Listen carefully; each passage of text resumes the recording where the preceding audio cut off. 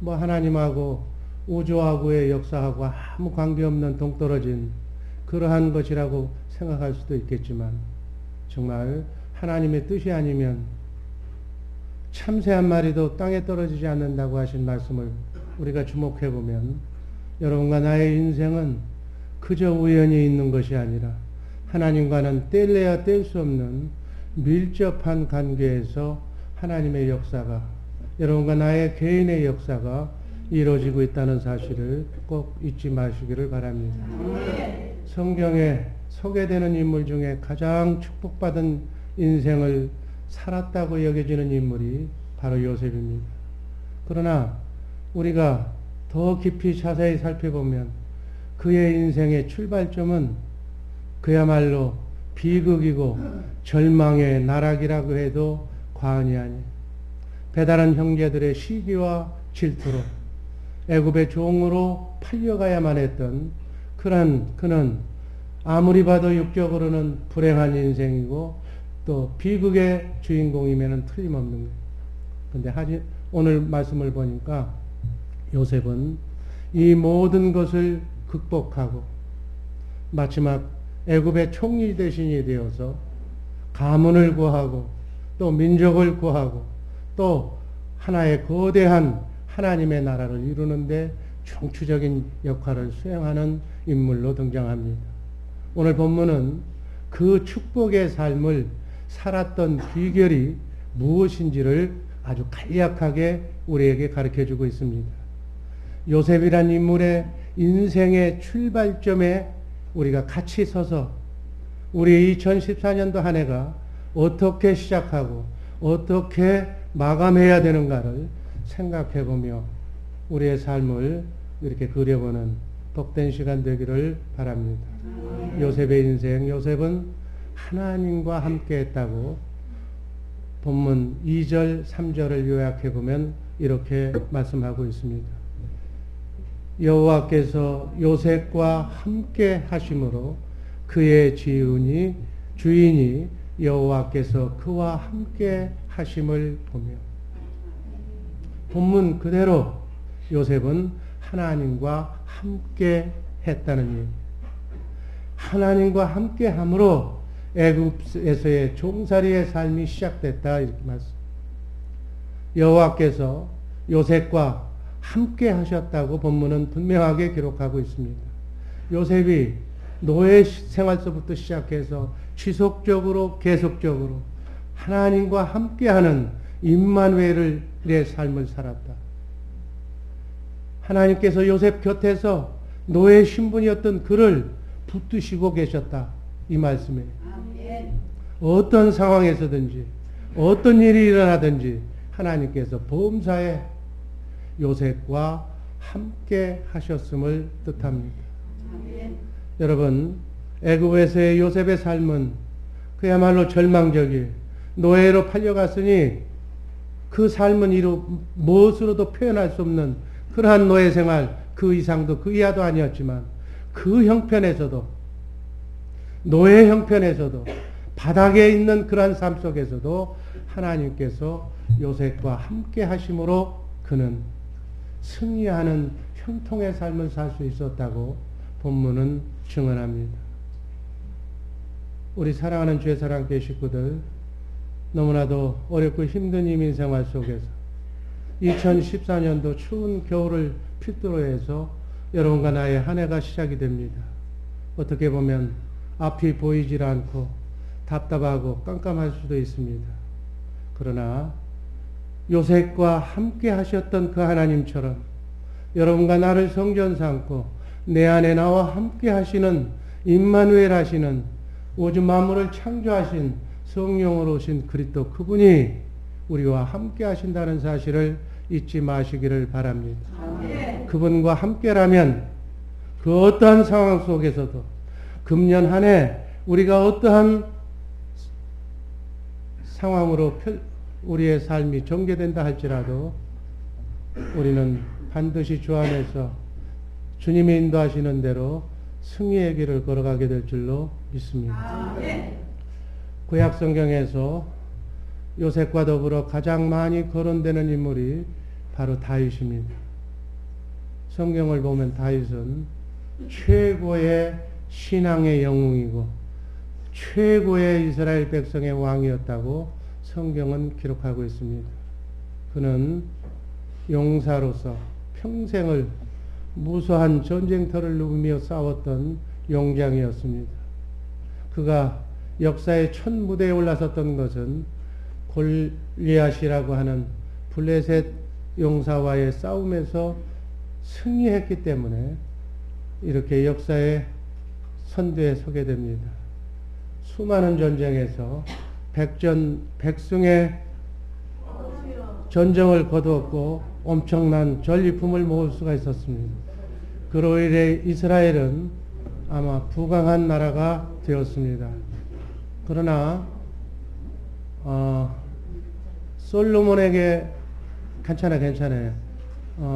했던 그러한 가장 중요하게 여겼던 것은 괜찮아요. 왜 그러냐면 제가 방해 예배 방해하지 마세요. 제가 기침이 나와서 순간적으로 기침을 하다 보니까 옆구리 같은 것이 절리는 현상이 와요. 그래서 순간적으로 이 부분이 마비가 오는 거니까 그냥 가만히 그냥 이렇게 하시기 바랍니다.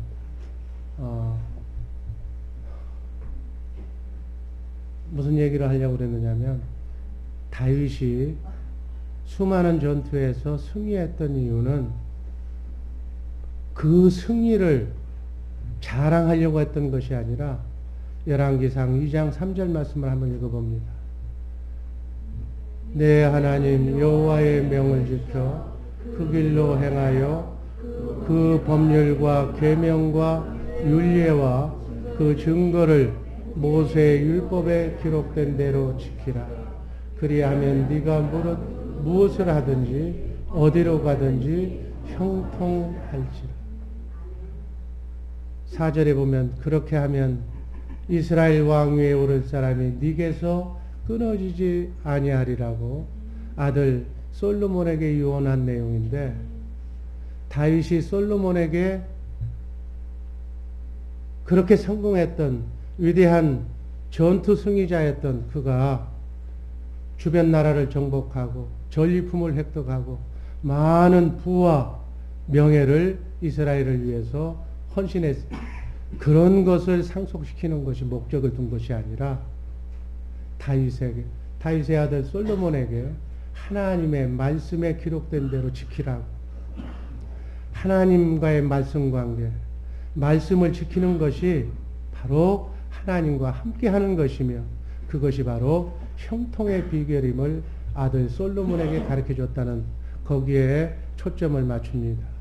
이렇게 하나님과 동행한 사람들은 하나같이 위대한 역사를 세상에 드러냅니다.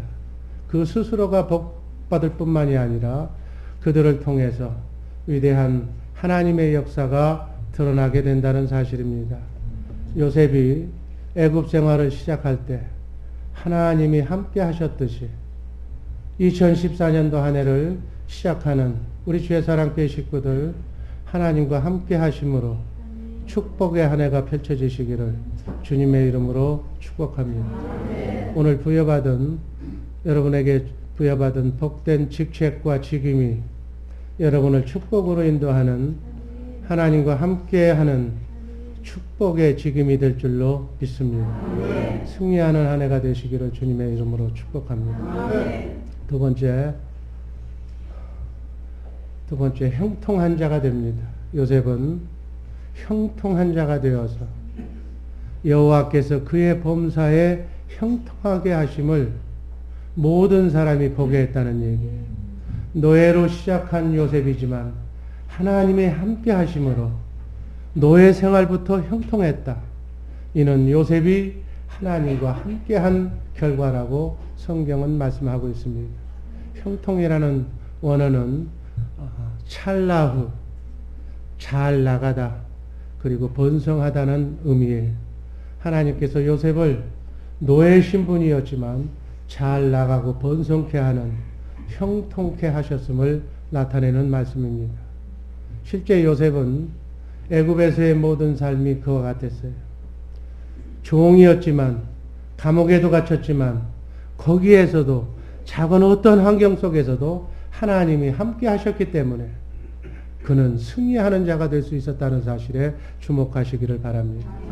꺾이기도 굴복하지도 아니하고 한결같이 잘 되는 형통의 복을 누렸습니다. 왜? 하나님이 그를 형통케 하셨기 때문에. 이민생활 어디에서 무엇을 하든지 우리 제사랑교회 식구들 좌절하거나 절망하거나 낙심하지 마시기를 주님의 이름으로 축원합니다. 어디에 있든지 하나님이 함께만 하시면 형통케 해주실 줄로 믿습니다. 마귀가 우는 사자처럼 여러분과 나의 삶을 공격해 온다 할지라도 하나님만 우리와 함께 해주시면 하나님의 능력이 범사에 형통함으로 여러분의 생업을, 여러분의 자녀손을 축복으로 인도해 주실 줄로 믿습니다. 신명기 28장 3절 말씀을 보면 구약에서도 성읍에서도 복을 받고 들에서도 복을 받으며 6절 말씀을 보면 들어와도 복을 받고 나가도 복을 받는다는, 물론 육적 축복을 강조하고 있지만 다 하나님의 말씀, 하나님과 함께만 하면, 여러분과 내 안에 성령으로 오신 그분과 함께만 하면 이러한 복을 받는다는 말씀으로 받으시기를 바랍니다. 신약에서도 같은 맥락으로 예수님께서 제자들을 파송하시면서 천국 복음을 땅끝까지 전하되 가서 병도 고쳐주고 삶의 평안을 빌어주면서 나그네 인생길 순례의 길, 이 광야 같은 삶 속에서도 하나님의 축복을 받게 그렇게 인도하라는 주님의 당부였습니다. 요한삼서 1장 2절 말씀을 봐도 한번 다 같이 읽습니다.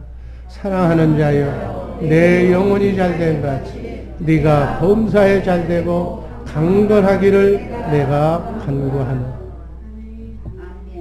형통한 삶은 하나님의 뜻입니다.